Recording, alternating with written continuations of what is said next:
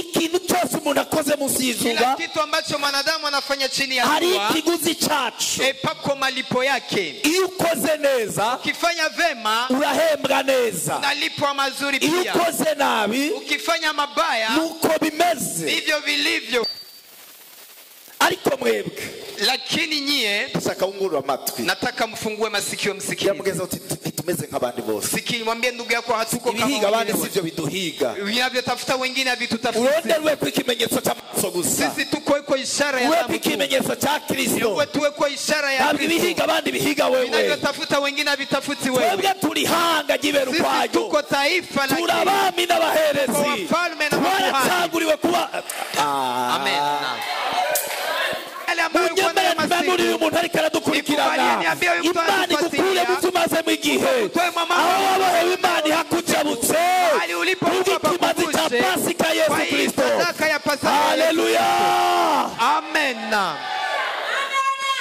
Uyu munsi turenganye. Siku ya leo tuvuke. Uyu munsi tujabutse. Siku ya leo tuvushwe. Umuntu avaho yaramaze igihe. Mtu atoke mahali alikuwa. Sinitahe kuco bakuboheye. Sijui kile ambacho. Sinitahe ku kibanza bakuboheyemo. Ariko icyo nitaye ko ni kimwe. Uyu munsi wa Pasika Imana igira ikujabutse. Zikanaguha akarero gato. Acha nikupatia. Hari abantu benshi bagiye batanguza amashengero. Watu wengi walianzisha makanisa. Bakayatanguza uko basambuye ayandi. Wakaanzisha kwa sababu walipandisha. Abo bantu vyanka bikunda. Watu vikubali au vikubali. Nabo barasamburirwa. Na wao wanabomolewa. Kubera babivye gusambura. Kwa sababu walipanga. Bagomba guhembwa gusamburirwa. Wanatakiwa kulipwa kubomolewa. Ikintu ukoze cyose. Kitu ambacho unafanya. Haba hari inyungu yacu. Pako malipo yake. Kandi ukironka kigwiriye. Ariko rero ayo maraso. Lakini ayo maraso rero. Iyo damu sasa. Uce mugenda muyatore. Afu mchukue ile damu. Mwasige kubishima jana. Muipagae, muipake kwenye milango. Umuranduzi niyaza. Wakati mwangamizaji atakuja. Akabona amaraso. Akiona damu. Aho hantu ntakora. Hapo fasi atapagusa.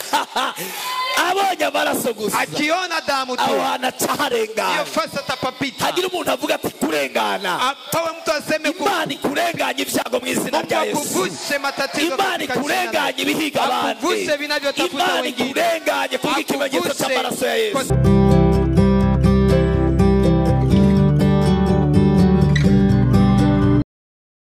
Utibuka ntabwo Imana yokigukorera. Kile ambacho haukumbuki Mungu hawezi kukufanyia. Hashimwe ryobaho. Hapawezi kuwa ndani shukrani. Kuko ntiwibuka ivyaba iyo kwa sababu haukumbuki mahali vilitokea. Bwana asifiwe sana. Amen. Bibutse ivyo bari barabwiwe.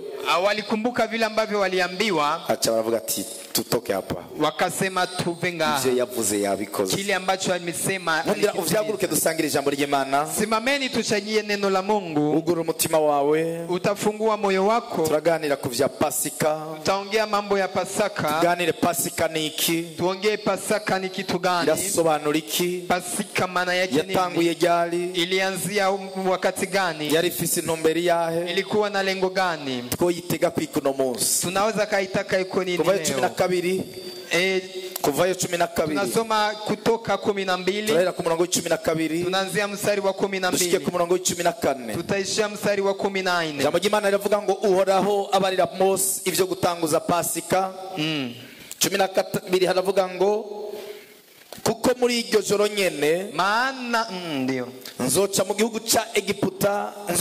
ca Egiputa nkica abana bose b'imfura bo mu bihugu ca Egiputa uhereye ku muntu no ku gitunzwe kandi imana z'abanyegiputa zose amateka nziciriye uno munsi nzoyashitsa nduhoraho. Ayo maraso azobabera ikimenyetso ku mazu muri mwo, nanje aho nzobona ayo maraso nzobarengana nta cyago kizobaza ko ngo kibarandure igihe nzotera igihugu ca Egiputa. 14 haravuze ngo kandi uwo munsi uzubabera umunsi w'icibutso, muze mugire umunsi mukuru wanje uhoraho, uko ibihe by'urunganwe rwanyu bizogenda bikurikirana, muze mwame mugira mukuru kibe icagezwe c'inahava. Amen. Tusomere mu Kiswahili. Tunasoma katika jina la Yesu Kutoka 12:12. Maana nitapita kati ya nchi ya Misri usiku huo, nami nitawapiga wazaliwa wa kwanza wote katika nchi ya Misri na wanadamu na wanyama, nami nitafanya hukumu juu ya miungu yote ya Misri. Mimi ndimi Bwana. Na ile damu itakuwa ishara kwenu katika zile nyumba mtakazokuwamo. Nami nitakapoiona ile damu itapita juu yenu, lisiwapate pigo lolote likawaharibu. Okay. 14. Na siku hii itakuwa ukumbusho kwenu. Siku hii itakuwa ukumbusho kwenu. Nanyi mtaifanya iwe sikukuu kwa Bwana. Ndio. Mtaifanya iwe sikukuu katika vizazi vyenu vyote. Hallelujah. Kwa amri ya milele na milele. Amina. Igitabo cya mbere cy'Abikorinto igice cya 5 turasoma umurongo w'7. Dusome mu izina rya Yesu. 1 Corinthians 5:7. Kitabu cha Wakorinto wa kwanza 5 murongo w'7. 5 mstari wa 7. Dusome mu izina rya Yesu. Amen. Haravuze ngo nuko nimukureho umwambiro wa kera. Kugira mugenza uti muri iki gihe cya Pasika. Wakati huu wa Pasaka, kuraho umwambiro wa kera. Ondoa chacho hiyo ya ube iroberisha. Uwe donge jipya. Haleluya. Amen. Mugira uti tuwe bashasha muri iki gihe cya Pasika. Tuwe bashasha vreme vya kera bihave. Tuwe wapya wakati huu wa Pasika kureho ivya kera. Hii Pasika yondoe ya Pasika kureho ibishaje. Itoe vilivyozeeka. Pasika tuzanira ibihe bishasha mu izina rya Yesu. Tulete mambo ya mapya katika jina la Yesu. Kugira ngo mubiroberisha nkuko mutari mu mwambiro. Kuko umwagazi w'intama wa Pasika wacu watanzwe kw'ikimazi ari we Kristo. Amen. Basi jisafisheni mkatowe ile chachu ya kale mpate kuwa donge jipya kama vile mlivyo hamkutiwa chachu, kwa maana Pasaka wetu amekwisha kutolewa kuwa sadaka, yani Kristo. Amina. Amen. Nashaka kuvyagira Imana bahumugisha. Unaweza kaketi, Mungu akubariki. Nashaka tuganire gato kuri jambo. Tunataka kuongea kidogo kwa hili neno. Nakire n'abo bantu bazodukurikirana kuri YouTube. Nikubalieni tupokee na watu watakayetufuatilia kwa YouTube. Nakwifurije Pasika nziza. Nakutakia Pasaka njema. Izikubere Pasika idasanzwe. Iwe Pasaka njema ya nzuri. Uzube mushasha mu izina rya Yesu. Mpya katika jina la Yesu. Bwana asifiwe sana. Amen. Mwese kaze mu ijambo ry'Imana. Enyote na wakaribisha katika neno la Mungu. Nize cyane ko mwamaze kwakira bitari bike kuva mu hano. Ya kuwa tulishapokea mengi kuanzia tunaanza mkutano. Unyemerere tuganire kuri hili jambo. Lakini nikubalieni tena tuongee kwa hili neno. Nashaka tuganire kuri Pasika. Nataka tuongee kidogo kwa Pasaka. Turaza gusenga mukanya turangiza. Tutaomba muda mchache tukimaliza. Tumaze kuyaga kuri Pasika. Lakini tukishaongea kwa Pasaka. Pasika abantu wengi bibaza ko ari ikintu cyaba igihe cya Yesu. Pasaka wanafikiri ni kitu ambacho kilitokea wakati wa Yesu. Pasika yatanguye kera cyane. Lakini Pasika ilianzia zamani sana. Miaka irenga 1500. Miaka inapita 1500 mbere yuko Yesu avuka. Kabla Yesu kuzaliwa. Pasika niho yatangura. Ndipo palianzia Pasaka huko. Pasika rero Pasaka yatangwe igihe Imana yari kikura abana b'Israeli muri Egiputa. Ilianza wakati Mungu anatoa wana wa Israeli Misri. Kijya gihe Farao yanse kubarekura. Ile wakati Farao alikataa kuwaachilia. Imana ihitamo kugondoza Farao. Na Mungu akakubali turabona igihe cya mbere. Tunaona wakati wa kwanza. Igihe cya mbere Imana yakomantaje umutima Farao. Mungu alimtia moyo mgumu Farao. Kugira ngo ishobore kwihesha icyubahiro kuri Farao. Ili Mungu aweze kujiheshimisha kwa Farao. Yabanje kumukomantaza umutima. Alianza kwanza kumtia moyo mgumu. Umutima wa Farao urakomera cyane. Moyo wa Farao ukakuwa mgumu sana. Aranka kurekura abana b'Israeli. Akakataa kuachilia wana wa Israeli. Hari igihe Imana ikomantaza umutima umuntu. Hapo wakati Mungu anakomaza moyo mwanadamu. Kugira ngo Imana yiyubahishe. Ili Mungu aweze kujiheshimisha. Tuvuge amina. Tuseme amena. Bene data, wa ndugu, nimba Petro yabajije Yesu ngo twebwe tuzohabwa iki ko twasize byose. Kama Petro amemuuliza Yesu sisi tutapata nini kwa sababu Imana iravuga ngo muzoronka ishumbushanyo muri kino gihe no mu gihe kitazoshira. Akawaambia mtapata malipo wakati huu na wakati ujao. Nasaka ndababarire ngo nabariko barakorera Satani no munsi. Nataka niwaambie na wale ambao wanamtumikia ibilisi. Ibazobiriha mu muriro gusa. Hawatalipa kwa moto tu. Naha kwisi. Hata hapa duniani. Hari igihe Imana ikomantaza umutima umuntu. Wakati Mungu anamtia moyo mgumu kugira ngo yiheshe icyubahiro ku buzima bwiwe. Mungu aweze kujiheshimisha kwa maisha yake. umuntu ahure n'igihano bivanye n'icyo yakoze.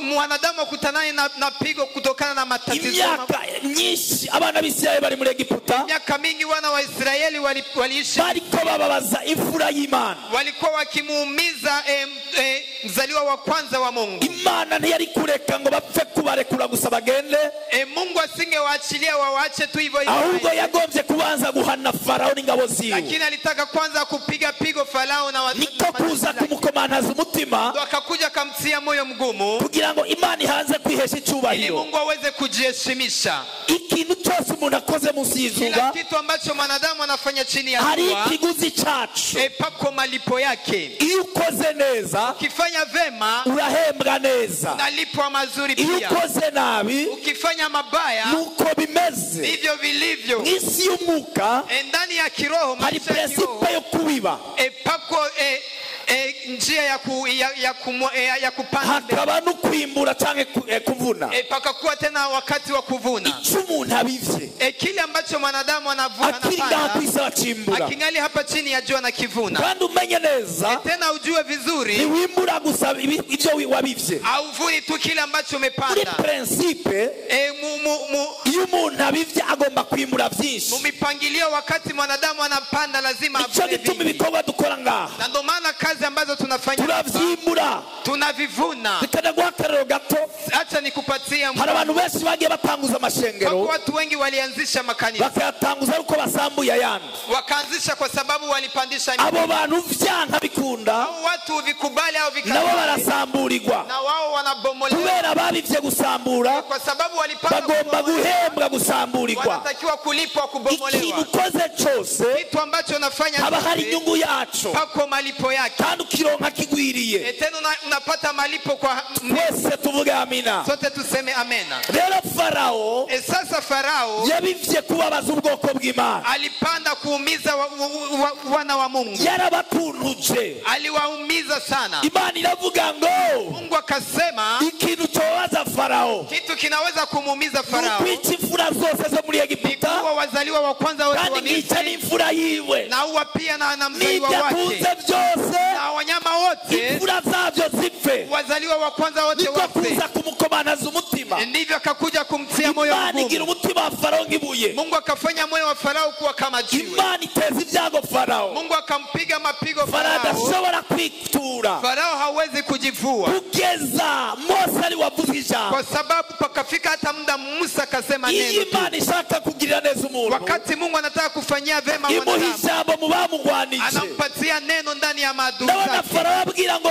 sabira Imana indekuri kure hiki cyago, Farao akasema niombe kwa Mungu aondoe hili pigo. Iki kitu uyu munsi Imana irashobora kugigukorera, hiki kitu leo Mungu anaweza kakikufanyia. abakugwanya bakaza ngo nsengera, ndio kupiganisha vita, narumvise wowe kusengera ku mahigwa ya kabiri, sikia ya kuwa unaombea nsengera iki cyago kimveko, niombe ili pigo liniombe. aba bantu ni wabona baje, hao watu kiona wanakuja, uzubasengere, uwaombeye, uzubasengere, uzubasengere, uzowushiza amakara ku mitwe yabo, unatia moto kwenye kichwa chao, uzubasengere, uwaombeye. tuvuge amena, tuseme amena. Mose inshuro zose Farao yamusavye, Musa kila kitu ambacho Farao alimuomba, muvugira ku Mana, yagiye amuvugira ku Mana, alienda akamsemea kwa Imana ikagenda ikuri cyago cyari Mungu, anaenda akaondoa hilo pigo. Imana imuteza ibyago 9, Mungu akampiga pigo 9. turabona ibikere byateye ibwami, tunaona chula vilipiga kwenye ufalme. gerageza wiyumvira ibikere bije ibwami ntakabura haho nyora, jaribu kuangalia hiyo picha, machura yanaenda kwenye ufalme. yari kubirasa, hangeweza kuvipiga, yahamagara igipolisi, hangeita majeshi, abyutse ku buriri yururutse, agasanga ibikere mu cyumba nk'igihumbi, anakutana chura kwenye chumba chake, yabaza mu rugo bati naha birahari, akiuliza kwenye ua eti na hapa, yabaza muri sala bati birahari, akiuliza pote wanasema vipo. gerageza wumvira Imana, jaribu kufikiria huyo Mungu. kindi giteza ibibugu, wengine pia akapiga, kindi gihamaza hinduka amaraso, maji akabadilika kuwa damu. yumvire nta kinzu yari ihari, sikiliza vizuri, hapakukuwa hata kinji, na mazi yarahari alipfundikiye, hapakukuwa maji ambayo banywa yanafungwa, mazi bakuye mu masoko, walikunywa maji wanachota, byose bikangura na maraso, yote vikabadilika kuwa maji, damu. Huyu Mungu wetu, Imana huyu Mungu wetu, muze muigendeko neza, nendeni kwake polepole, muyigende ko neza. mwende kwake polepole. Imana nziza Ni Mungu mzuri, kandi yavuze ngo guhora no kwanje. tena amesema Nimuze mugende kwihora. msiende kujiku. Abantu muri ko murashika kure ntimuzokwihore. Watu ambao mnafika mbali msijaribu Hari abantu kuamsha batariko vita. baraja kure. Pako watu ambao hawafiki mbali. Hari abantu batabona iyo bariko baraja. Pako watu hawaoni mahali Abo bagenda wanaenda, bihora. au kwa sababu wanaenda wanajaribu Abarundi kujipigania. babisa abana. Walisema hao ni watoto. Umwasi w'umwana nuwo basangira. Eti adui wa mtoto ni yule ambaye wanachangia pamoja. Wewe ni wabona ukugire nabi musabira imbabazi. Ukiona yule ambaye anakutendea vibaya, muombe msamaha, muombe msamaha, muombe. Tuvuge amina. Tuseme amena. Farao ivyo vyago byose bimubako. hizo pigo zote zikamtokea. Utabazi yabukura kuri boss. Alipata ukombozi kwa Musa. Ni wahagarara neza. Ukisimama vizuri, Ukibona alikakuza amahoro. yule ambaye anakukosesha Niwe ufite amani, urufunguzo rwo kumutabara. yeye ndo ambaye, Ni wewe Imana yahaye urufunguzo. wewe ndo ambaye Mungu Ujavuga ngo alipatia. ntumuterane intambuko. Hari igihe azoza avuga ngo nsenge. Hapo wakati atakuja kwambie eti niombee. Bazoza bapfukama imbere yawe. Watakuja wapige magoti mbele Bazoza zako, bace bugufi. watanyenyekea mbele zako, Kugira ngo asabira Imana yawe. wakwambie tuombee kwa ule Mungu wako, tuombee kwa ule Mungu wako. Yesu ashimwe. Bwana Yesu asifiwe. Tago cha nyuma Pigo la mwisho nico cyari cyo kwica imfura zose. ilikuwa hilo pigo la kuwa wazaliwa wote wa kwanza. Aho hantu hatanguriye Pasika. Hapo ndipo palianzia Pasaka. Ibyago byose byagiye muri Egiputa. Pigo zote zilitokea kwenye Misri, Byaba ku Banyegiputa, vilitokea kwa Wamisri, ariko hari kintu Imana yarinze abana b'Isirayeli. lakini pako kitu ambacho Mungu alilinda Waisraeli. Banibwira Mose, Mungu akamwambia Musa, yamubwira ngo iri joro, akamwambia huyu usiku huu ndaza kurungika umuranduzi. nitatuma mwangamizaji. Araza kurandura ikintu cyose twicitwa imfura muri Egiputa. Atakuja kuangamiza kitu chote kinaitwa kizaliwa cha Imfura kwanza. y'inka irapfa. Iwe mzaliwa wa kwanza wa mnyama, Iy'impene irapfa. wa mbuzi atakufa, Iy'ingurube irahwera. wa nguruwe atakufa, Imfura y'umuntu irapfa. wa mwanadamu pia Kandi n'imfura atakufa. ya Farao Tena irapfa. pia na mtoto wa Farao pia Uyu atakufa. munsi ndaza kumugondoza. Usiku huyu wa leo nitamkosesha amani kabisa. Tuvuge amina. Tuseme amina. Haleluya. Amen. Ariko mwebwe, Lakini nyie, ndashaka wungurura amatwi. nataka mfungue masikio, msikie. Yamugeza uti nitumeze nk'abandi bose. Sikii, mwambie ndugu yako hatuko kama Ibihiga abandi wengine. sivyo biduhiga. Vinavyotafuta wengine havitutafuti. Uronderwe ku ikimenyetso cy'amaraso gusa. Sisi tuko iko ishara ya Uwe ku damu tu. ikimenyetso cya Kristo. Uwe tuwe kwa ishara ya Ntabwo ibihiga Kristo. abandi bihiga wewe. Vinavyotafuta wengine havitafuti wewe. Twebwe turi hanga jibera Sisi ukwayo. tuko taifa la Turabami n'abaherezi. Tuko wafalme na makuhani. Twaracaguriwe kuba. Amen. Tuvuge amina. Tuseme amena. Ariko mwebwe, Lakini nyie, mugende ubwire imihana yose. nenda waambie familia zote Bagende barondera imyaga z'intama. watafute wanakondoo. Abadafise intama barondera imyaga z'intama. Asiyekuwa na kondoo atafute mbuzi, Muce muyibaga. alafu mumchinje. Umuhana wose Kila familia uze kubaga. ichinje, Hanyuma inyama muraza kuzitara. kisha nyama mtazichoma, Uzozirya ku munsi mukuru. mtazikula siku kwa siku kuu. Murondera udutsima tutambiye. Mtafute pia mikate isiyo na chachu. Ariko rero ayo maraso. Lakini Murongo sasa hiyo w'13. damu, Ayo maraso rero. hiyo damu sasa, Muce mugenda muyatore. afu mchukue ile damu, Muyasige ku bishima ryanyu. muipagae, muipake kwenye milango. Umuranduzi niyaza. Wakati mwangamizaji atakuja, Akabona amaraso. akiona damu, Aho hantu ntakora. hapo fasi atapagusa. Abonye amaraso gusa. Akiona damu tu, Aho hantu hiyo acaharengana. fasi atapapita. Hagira umuntu avuga ati kurengana. Pawe mtu aseme Imana ikurenganya ibyago mu izina Mungu rya Yesu. akuvushe matatizo Imana katika jina la ikurenganya ibihiga abandi. Akuvushe vinavyotafuta Imana wengine. ikurenganye kubwo ikimenyetso cy'amaraso ya kwa Yesu. sababu ya ishara ya damu ya Yesu. Bene data, Ndugu zangu, Farao yikanguye imfura zose zapfuye. Ibilisi Farao amejishtua, Abaza amakuru. wazaliwa wa kwanza wote wameshakufa. Abayisirayeli bo gute? Akauliza Waisraeli, Nahereye inyuma ndababwira ukuntu yari abaruhije. Ariko nashaka ndababarire. nataka niwaambie, Yarabajije amakuru. aliuliza habari. baramubwira bati reka reka, wakamwambia acha. imfura zose zo mu Banyisirayeli zose ni bazima, Wazaliwa wa kwanza wa Israeli wote ni wazima. bazobaza amakuru mabi yawe y'Abayahudi, Watauliza habari mbaya kwako amakuru waikosi. mabi yawe bagiye kuyarondera Abayahudi, Habari mbaya kwako wanaenda bazogerageza bumve waikosi. tumeze nk'abandi babitangarire, Jaribu kuko waweze kama uko Imana kama izokugirira neza mu lakini izina Mungu rya Yesu. atakutendea vema katika jina la Yesu. Ayo maraso rero Hiyo damu sasa cyari ikimenyetso gusa, ilikuwa ni ishara tu, cyari ishusho, igitutu. ilikuwa picha. Haleluya, Amen. yari ishusho gusa Ilikuwa ni picha tu y'amaraso ya damu, y'igiciro, damu yenye ntangere, thamani kubwa, amaraso y'umwana damu ya w'Imana nzima, ya mtoto wa Mungu mkuu, amaraso ya Kristo Yesu, damu ya Kristo Yesu azoseseka ku bwanje ambayo nawe, itakayomwagika kwa ajili yako, azoseseka ku bw'ibyaha bye. itakayomwagika Reka abantu kwa ajili ndabibana yako. ndababarire, Sikiliza niwaambie, hari amaraso wakowe, pako damu ambayo ntabwo wewe uri umuntu asanzwe. wewe si mwanadamu wa kawaida, Cyo gituma Imana yo gutiza kuguruka mu mutwe na ndio gusa. maana tunatakiwa kufunguka kichwa tu. Twebwe turi abantu Sisi ni watu tutazibigwa, ambao hatuwezi turi kaziwilika. abantu turiko Sisi tuja ni kure, watu ambao tunafika mbali. turi abantu tutaneshwa, Sisi ni watu ambao turi abantu hatushindwi, tudatsindwa, hatuwezi turi kashindwa. abantu tutananigwa, Ni watu ambao hatuwezi turi abantu bariko baja kashindwa. kure cyane. Tunaenda mbali sana. Amarango yacu ni nk'ay'Abagisiyoni, Amen. twebwe imbere yacu hari inzira, Sisi mbele yetu nta pako na miryango njia. iriko iratubloka ihari, Hakuna milango ya nuwo kutuzuia. yishira asanga hari intare yuguruye, Amen. hari uwatwugururiye kuva kera Hapo yule cyane. aliyetufungulia kuanzia zamani sana. Bwana Yesu asifiwe. Amina.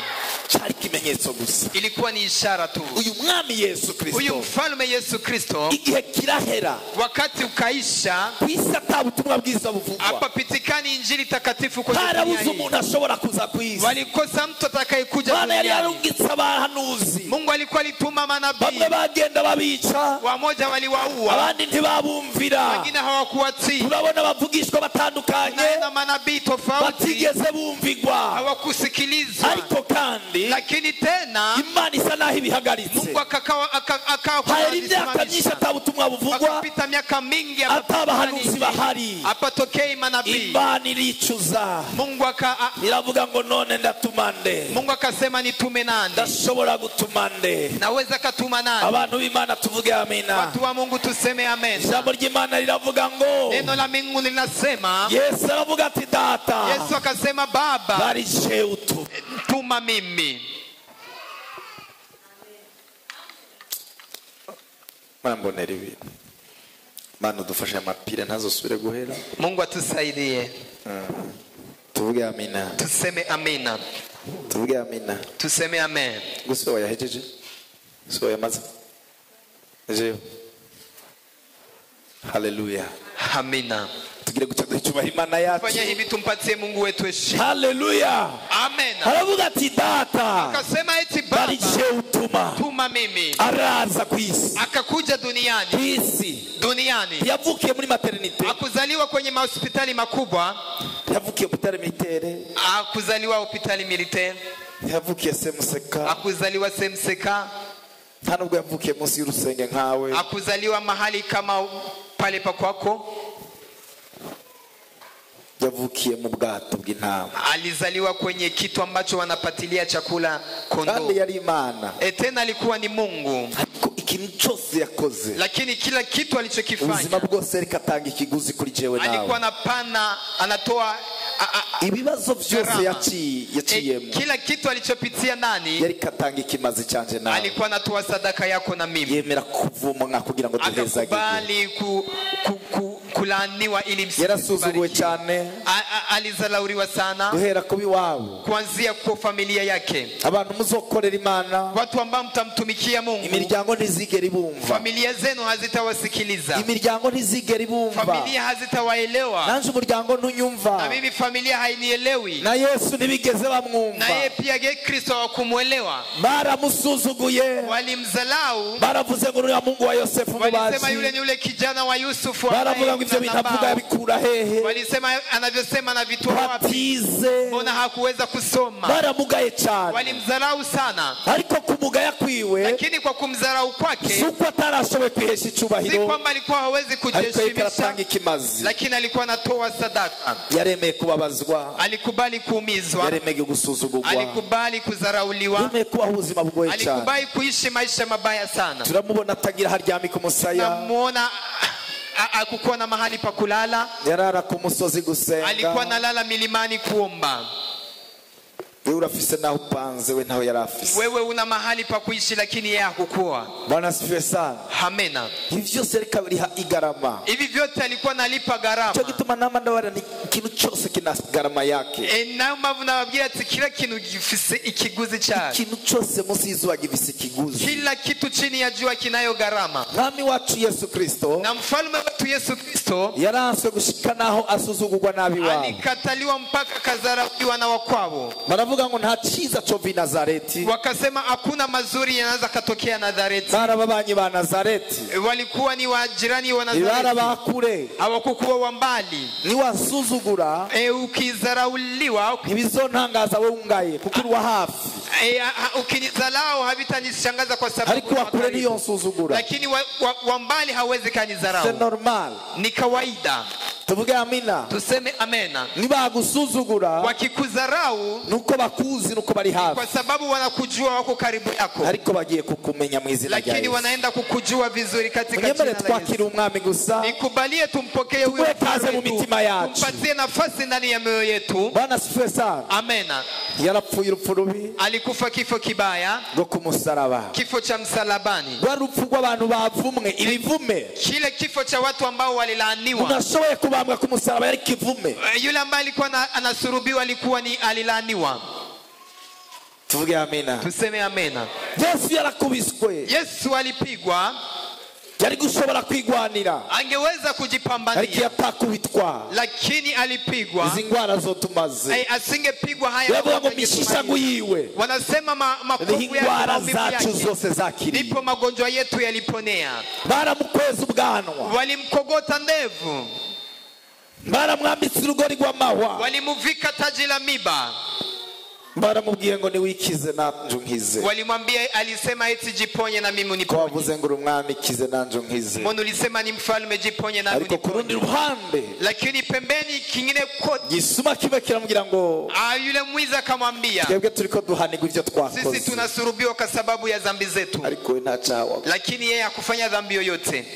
Ndakwinginze niwashika mu bwami, Akasema na kusi, ukifika kwenye uze ufalme kumpa ikibanza. unipatie nafasi. No kukanyuma Yesu aratabara, Hata mara ya mwisho Yesu huwa anakomboa. avuga ati nukuri Akamwambia, nikwambie turaza kweli, kubana nawe miparadiso. tutakuwa pamoja paradiso. Yarapfuye Alikufa ariko ntiyahezeyo. lakini yakubakia kule. Komera amashyi Yesu. Pigie makofi Yesu. Yarapfuye ariko ntiyaheze mumva. Alikufa lakini yakubakia. Uyu munsi ni muzima. Siku ya leo ni Uyu munsi mzima. araganje. Siku ya leo yuko imbaraga zamukuye mu bapfuye nizo zidukoresha, izamuzuye mu bapfuye nizo ziriko zizura abapfuye uyu munsi, nizo zibohora ababoshwe, nizo zikiza abagwaye, nizo zihindura amateka y'abantu. Imbaraga zazuye Yesu mu bapfuye ziracakora, zikingali zinafanya kazi. Yesu ashimwe cyane. Bwana Yesu asifiwe sana. Ariya maraso yasheshe ku musaraba, Ile damu iliyomwagika msalabani, niyo rero yaje kutuchunga, ndiyo yaliyokuja kutukomboa. Abari barachungwa na maraso y'intama, waliokombolewa na damu ya kondoo, barashoboye kurokoka, waliweza kupona kuko cyari ikimenyetso kwa gusa. sababu ilikuwa ni ishara tu. Nicyo gituma n'amazi ushobora Na kuyazana ndio maana waza kaleta hata maji, ukayasengera kikaba ikimenyetso cy'amaraso. kayaombea na kuwa ishara ya damu. Ariya maraso y'intama, Ile damu ya mwana kondoo byarakunze bararenganwa. ilikubali Uyu munsi twakiriye amaraso ya Yesu. Leo tunapokea damu Niko ya Yesu. ndatangaza ngo ibyago bikurengane Kutangazia kubw'aya maraso ya Yesu. kwa sababu ya hiyo damu ya Yesu. Imana ikujabutse, Mungu akuvushe. Imana igukure mu byo wari umazemo igihe. akutoe mwa yale ambayo ulikuwa nayo Unyemere mpanuri uyu muntu ariko aradukurikirana, Nikubalie, niambie uyu mtu Imana atufuatilia. igukure mu byo umazemo igihe, Akutoe mwa mambo aho ya wabohewe Yesu. Imana ihakujabutse, Mahali ulipo Mungu Kubw'ikimazi cya apakuvushe Pasika Yesu kwa hii Kristo. sadaka ya Pasaka ya Yesu Haleluya. Kristo. Amen. Uyu munsi turenganywe. Siku ya leo tuvuke. Uyu munsi tujabutswe. Siku ya leo tuvushwe. Umuntu avaho yaramaze igihe. Mtu atoke mahali alikuwa. Sinitaye kuco bakuboheye. Sijui kile ambacho. Sinitaye ku kibanza bakuboheyemwo. Ariko icyo nitaye ko ni kimwe. Uyu munsi wa Pasika Imana igiri kujabutse. Uyu munsi wa Pasika Imana igiri kujabutse. Iragomba kukurenganya. Ikurenganya aho bagushize. Ikurenganye mu izina rya Yesu. Ibisigura ko abo mubana kwibarabara barozwe. Nawe ugomba kurogwa. Oya si uko bimeze. Amaraso y'igiciro ntangere. Yesu yasheshe ku musaraba ku bwawe. Yesu aliwaimwaga msalabani kwa ajili yako. Yaravuze ngo data byose birarangiye. Alisema baba vyote vinakwisha. Mundabire mu maso umbaruterega byararangiye. Tazama ndugu yako mwambie vyote vinakwisha. Byararangiye bati. Vyote vilikwisha. Baba vyote byararangiye. Vyote vilikwisha. Mwambie byararangiye. Mwambie vyote vilikwisha. Byararangiye bikomeze kuguhagarika umutima. Bijya bintu byararangiye. Ibyo waje bikuriza byararangiye. Ibyo Umwami Yesu yarabirangije. Ibyo yarabirangije. Hagira umuntu ahaguruka avuga ati byararangiye. Byararangiye. Byararangiye. Tumukomera amashyi uwo mwami. Kumusaraba igorigota yarabirangije. Haleluya. Amen. Haracariho Yesu aracari. Haracariho Yesu aracari. Amashyi yawe. Makofi yako. Turashaka duhaguruke ntabwo dusora kwicara. Tunataka tusimame hatutaketi tena. Tuhaguruka duhimbaza Imana gato. Simama tumtukuze Mungu kidogo. Aracariho. Huyo Yesu akingaliki. Imbaraga zamuze mu bapfuye ziracariho. Nguvu zilizomfufua zikingaliki. Haleluya. Amen. Ku munsi w'ejo hari umuntu yaje kudushingira intahe. Siku ya jana pako mtu ambaye alikuja kushuhudia. Yaje ku munsi wa gatatu heze. Alikuja siku ya 3 iliyopita. Haheze iminsi myinshi. Si apapiti siku nyingi. Yaje ku wa gatatu. Siku ile ya 3 ya wiki. Naye muzoyibona kuri YouTube. Mtaona huyo ushuhuda. Uyu muntu yari aheruka itiro mu kwezi kw'indwi k'umwaka uheze. Huyo mtu alikuwa aliweza kupata usingizi mwezi wa 7 mwaka jana. Ndamuganiriza yarambara ibibazo afise n'abazani muze urota gute. Nilimuuliza unapata ndoto gani? Arambira ati sindota singisinzira. Akasema sipati ndoto kwa sababu sipati usingizi. Kuanzia mwezi wa 7. Mwezi wa 7. Yesu aragira neza. Yesu anatenda. Mwezi wa 7. Yule mzee alikuwa anaketi pale. Akasema mimi sindota singisinzira. Sipati usingizi. Ndabwira ni mutamu uyu munsi uraza kurota nk'umujyama nk'umwana muto. Nikamwambia mzee leo utakuya gusinzira kujya kama mtoto mdogo leo. Abantu mukekeranye imbaraga z'Imana zirakora. Watu ambao mkingana. Yesu aracyakora. Yesu akingana na imbaraga zamuzuye mu bapfuye. Ziracyakora. Ziracyakora. Ziracyakora. Zinafanya kazi. Yarambwiye njo. Alimwambia jana. Yari yicaye kuri iriya ntebe. Aketi kwa kiti kule. Hari abantu bari mu masengesho jo ngaha duzi biganza. Watu walikuwa kwa maombi siku ya jana hapa. Mulimsikia yule mzee. Aravuga ati guhera ujya munsi. Akasema kuanzia navuye hajya nza gusinzira. Nitoka hapa na lala. Nashaka ndababarira uyu munsi. Nataka niwaambie siku ya leo. Imana yashobora kugukura mu bibazo maze mu gihe kinini. Imana yashobora kugutabara uno munsi. Mungu anaweza kukusaidia leo. Ugura umutima wawe. Wewe ufungue moyo wako. Haleluya. Amen. Uyu munsi yaduze. Siku ya leo alipanda milimani. Ejo twaramuhaye itike turamubwira siku ya jana tulimpatia tiketi nauli. Ava mu Gitega. Alikuja natokea Gitega. Tuvuge amina. Tuseme amena. Agishika ngaha yamaruri ibitaro yagiyemo. Alipofika hapa alihesabia mahospitali alienda. Ati nagiye mu bitaro byo Mutoyi. Alisema alienda hospitali Mutoyi. Yagiye mu bitaro vy'Igitega regional. Alienda Gitega kule hospitali Gitega. Umengo yambwiye n'ibindi nimbari Karusi. Akasema na kule Karusi. Ati naragerageje kwivuza nta kintu na kimwe barambwira narwaye. Alijaribu kujitibisha lakini hakupata chochote. Kama nagihagarara runamya agenda gucya. Yule mzee alikuwa anaenda na unama. Ariko arambwira ati guhera munsi ivyandya vyarahagaze. Lakini kuanzia ile siku eti hivi vya kuniumiza vilisimama. Haleluya. Amen. Baravuga ati ivyandya vyarahagaze. Akasema vya kuniumiza vilisimama. asigaranye ububabare bw'uko amaze amezi kuva mu kwirwi harura kuanzia mwezi wa 7 Isabia, aho ryamira nka cikoma. mahali alikuwa analalia upande Hari umoja. umuntu yamuzanye ngaho, ari ngaho. Pako mtu ambaye alimleta hapa, yuko hapa. Mwamuzanye ujya muntu. Imana bampera umugisha. Mungu awabariki sana. Yaduze. Haleluya. Amen. Agiye kuvuga anaenda kusema ya kuwa Mungu anatenda. Abamuroze bagiye kumubona n'amaso yabo. Waliyemroga wanaenda kumuona kwa macho yao. Haleluya. Amen. Muvyanka muvyemera Imana iri kirakora. Mukataye mkubali, Mungu anatenda kazi. Bwana sifiwe sana. Amen. Rero iyo Mana, sasa huyo Mungu, hari mutamakazi yaje ngaha. Pako bibi aliyekuja hapa Amaze gusengera gatatu ngaha. Alisha abudu hapa mara 3. Yaje ava muri komine Bugendana. Alikuja natokea Bugendana. Yadushingiye ntaye ko kuva yaramaze igihe atavuga. Alikuwa anamaliza siku nyingi ya semi. Ariko guhera umunsi azangaha yaravuze. Lakini kuanzia wakati anafika hapa alianza kusema. Wawe wari warahetamye. Mdomo wake ulikuwa ulipinda. Adashobora kuvuga ikintu. Alikuwa hawezi kusema chochote. Muryango wari urindiriye umunsi we ugupfa. Familia yake alikuwa anasubiria muda wa kufa tu. Yarambwiye ati narindiriye ko bapfa. Bari barindiriye ko mpfa. Alisema walikuwa wanasubiria nife tu. Mwabonye bikenga hansanze mu biro twaratamvye. Alinikutana kule kwenye ofisi twaratamvye cyane, turaryoherwa nawe. Tukafurahi sana, tukacheza. Yaba kamera mwari gutwenga. Pangekuwa kameramani mngetuona. Bene data. Lakini ndugu, Yesu ntiyapfuye kuzuka. Yesu akufufuka tu hivyo hivyo. Ziriya mbaraga ziri ku kazi no munsi. Nguvu hata leo zikingaliki. Ari muzima rikarakora. Yuko hai anafanya kazi. Ni wabura ukwizera. Ukiamini tu. Ni wabura ukwizera. Ukikosa imani. Ntuzovuge ngo Imana ntirikirakora. Usisemi Mungu afanyi kazi. Yesu ashimwe cyane. Lakini Yesu asifiwe sana. Lelo ndashaka ndagusengere. Nataka nikuombee. Sa? Nguri agafana. Onyenda gakwiye.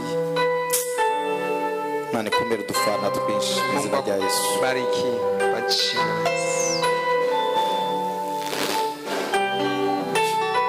Bwana asifiwe sana. Bwana amen.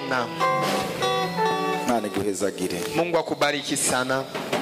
Abo bose baguma bandaba gusa ntawe. Hao wote wananitazama tu awalete isoda. Imana irababona. Lakini Mungu anawaona. Bwana asifiwe sana.